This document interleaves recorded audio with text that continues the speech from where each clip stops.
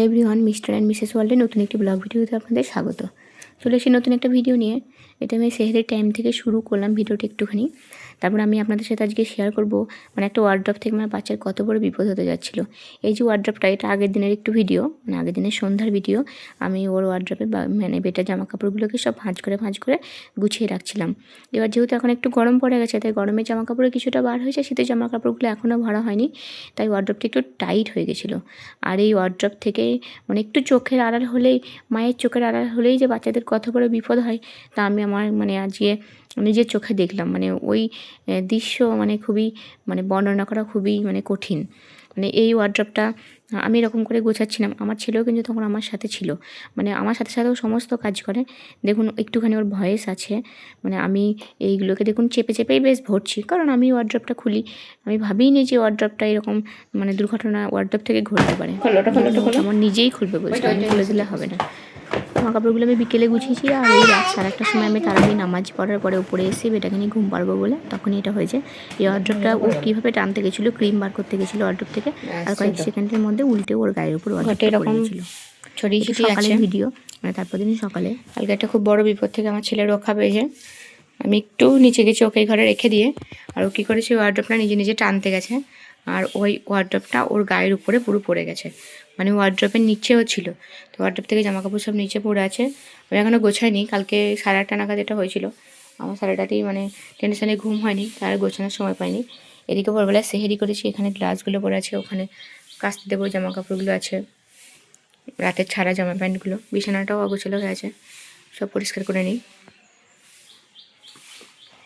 মানে ওই মুহূর্তটা আমি হয়তো বর্ণনাই করতে পারবো না। আমি কয়েকটা সিঁড়ি জাস্ট নেমেছি, আর তখনই জোরে যে আওয়াজটা হলো, আর সঙ্গে সঙ্গে বেটা যখন কাঁদছিল, আমি মানে তখন সিঁড়িগুলো যে কটা সিঁড়িতে আমি পা দিচ্ছিলাম আমার কোনো হিসাব ছিল না। আমি ছুটে চলে এসেছি, আর ও সে সময় তারাবি পড়তে গেছিলো মসজিদে।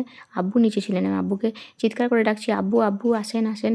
আর তখন দেখছি ওয়ার্ড্রপের তলায়ও চাপা পড়ে আছে। ওয়ার্ড্রপটাকে আমি কোনো রকমে চাগিয়ে সরিয়ে মানে ফেলে দিই, সঙ্গে সঙ্গে ওকে কোলে তুলে নিয়েছি।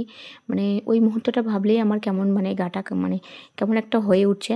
যতই হোক ওয়ার্ড্রপটা প্লাস্টিকের হলেও ওটা কিন্তু খুব বেশি হার্ডি ছিল, আর যেহেতু ওখানে ওর প্যাকটাপ জামা কাপড় ছিল, ওয়ার্ড্রপটা যথেষ্ট ভারী ছিল। আর এই ওয়ার্ড্রপটা ওই আমার একটা মিস্টেক হয়ে গেছিলো, ওয়ার্ড্রপটা বেশি প্যাকটাপ হয়ে গেছিলো আমার, তাই খোলার সময় অসুবিধা হচ্ছিলো। আর ক্রিমের যে ডাব্বাটা ছিল, ওই ডাব্বাটা খুলতে গেছে, এবার ক্রিমগুলো অনেক বেশি ছিল, হয়তো আটকে গেছে কোনো কারণে, আর আটকে যাওয়ার ফলে ও গায়ে মানে প্রেশার দিতে নেছে, আর ওয়ার্ড্রপটা পুরো উল্টে গেছে, যেহেতু ভারী ছিল। তারপরে আমি সকালবেলায় ওয়ার্ড্রপটা যা হোক গুছিয়ে নিলাম, গুছিয়ে নেওয়ার পরে ওয়ার্ড্রপটাকে এই ঘরে আর রাখবো না, অন্য ঘরে রাখবো। সমস্ত জামা কাপড় পরে গেছিলো, তবে একটা প্লাস পয়েন্ট ছিল, ওপরের দিকে এই হাঙ্গার টাইপের ছিল, এইখানটা একটু কম জামা কাপড় ছিল, এই জায়গাটাই ওর বেসিক্যালি ওর ওপরে পড়েছিল। তারপরে আবার ওয়ার্ড্রপটা খুলেও গেছিলো, আমি যখন চাগিয়ে সরিয়েছিলাম, তারপরে আবার সেট করার পরে মোটামুটি রাখা হলো, আর জামা কাপড়গুলো অনেকটা হালকা করে দিলাম। আর বেটার বিশেষ করে ঘাড়েরটাই লেগেছে, কিন্তু আল্লাহর অশেষ রহমত যে ও মানে তেমন বড় ধরনের কোনো বিপদ হয়নি। তারপর আমি ওয়াশিং মেশিনে জামা কাপড়গুলো দিয়ে দিলাম, আর ঘুম থেকে উঠেই গেছে, এখন বেশি বেলা হয়নি, এখন তো রমজান মাস চলছে, তাই সকাল সকালে আমি উঠে পড়েছি, মানে ফজরের নামাজ পড়ার পর আর ঘুমাইনি, মেশিনটা চালিয়ে দিলাম। আর এবারে ওর আব্বু স্কুল যাওয়ার আগেই এই ওয়ার্ড্রপটাকে পাশের ঘরে রেখে দেবো, মানে বড় ভাইয়ের ঘরে। উনি তো এসে থাকেন না ও ঘরটাতে, উনি এখন আসেন না, মানে আসেন আমাদের এই আমার ঘরের বাঁদিকে একটা ঘর আছে সিঁড়ির কাছে, ওই ঘরটাতে উনি থাকেন, বাট এটা অ্যাকচুয়ালি ওনার ঘর, ওনার ঘরে খাট আছে, এই আলমারিটা আমারই। আর এখানে পাশে বাবুর ওয়ার্ড্রপটাও রাখলাম, কারণ এই ঘরটাতে আরাফ খুব কম আসে, আরাফ আসেই না। তারপরে যাই হোক আরাফ একটু স্টেবল হয়েছিল, ও অতটা ব্যাপারটা নিয়ে আমরা অতটা করছিলাম না, কারণ ওর ব্যথাটা যেহেতু কমে গেছিলো। তারপরে এখানে দুটো পাখি এসছে, পাখিগুলো খুব সুন্দর দেখতে, মাথাটা আর এই গলাটার কাছটা একটু লাল, আর একটু সবুজ আছে, আর একটু অ্যাশ কালারের। আরাফ এটা দেখে খুব খুশি হচ্ছিলো। তারপর বেটাকে নিচে নিয়ে গেছি, নিচে নিয়ে গিয়ে সকালে একটা ডিম সেদ্ধ একটু খিচুড়ি দিয়েছি।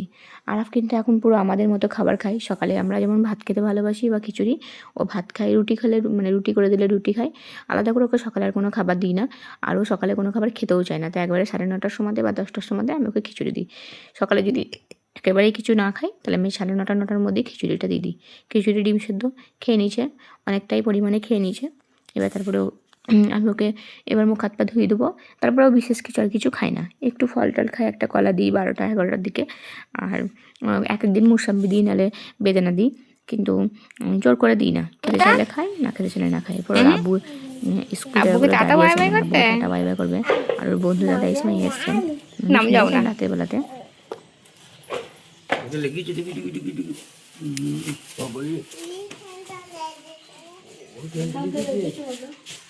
চাপা পড়ে গিয়েছিলেন,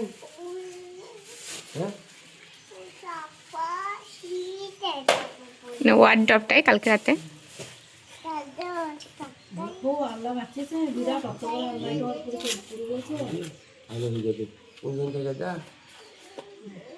লেগেছে।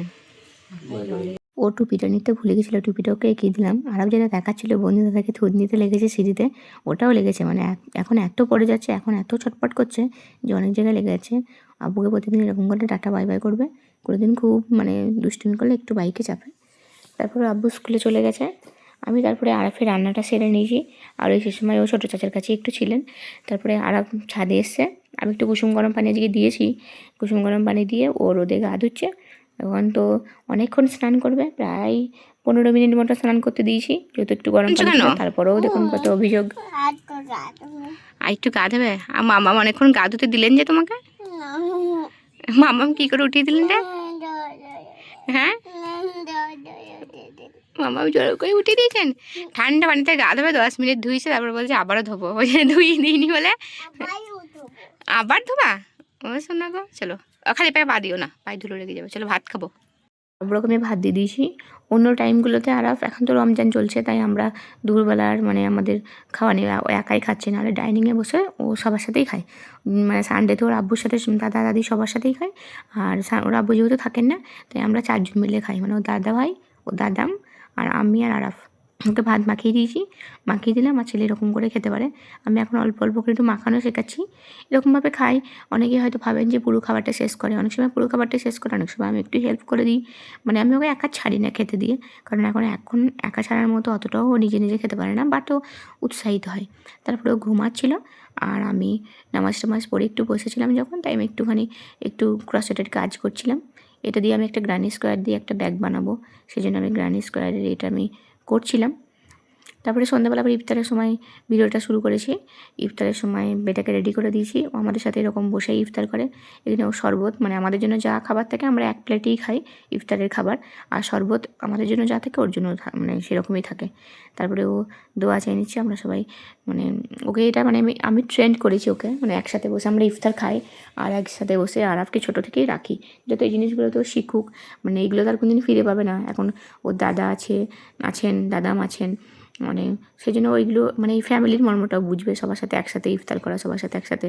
মানে ছোটোবেলায় ওর যখন বড় হবে তখন এই ভিডিওটা যদি দেখতে পাই, ওর খুব ভালো লাগবে, বা ওর সেই ছোটোবেলার কথাগুলো মনে পড়বে, যে সবাই মিলে আমরা একসাথে ইফতার করতাম। চলুন তাহলে ভিডিওটা আজকের মতো এখানেই শেষ করি। আপনারা ভালো থাকবেন, সুস্থ থাকবেন, আর সাবধানে থাকবেন, আর আপনাদের ছানাগুলোকেও অবশ্যই সাবধানে রাখবেন। আপনাদের বাড়িতে যদি এরকম কোনো ওয়ার্ড্রপ থাকে হালকা পাতলা, তাহলে কখনো সেটা প্যাকড করে রাখবেন না। প্যাকড করে রাখলেই দেখছি উল্টে যাওয়ার চান্সটা বেশি। যতটা পারবেন সাবধানে রাখুন। চলুন তাহলে ভিডিওটা আজকের মতো এখানেই শেষ করি। দেখা হবে পরবর্তী কোনো ভিডিওতে। কোথাও কোনো ভুল ত্রুটি হলে অবশ্যই ক্ষমা করবেন। ধন্যবাদ।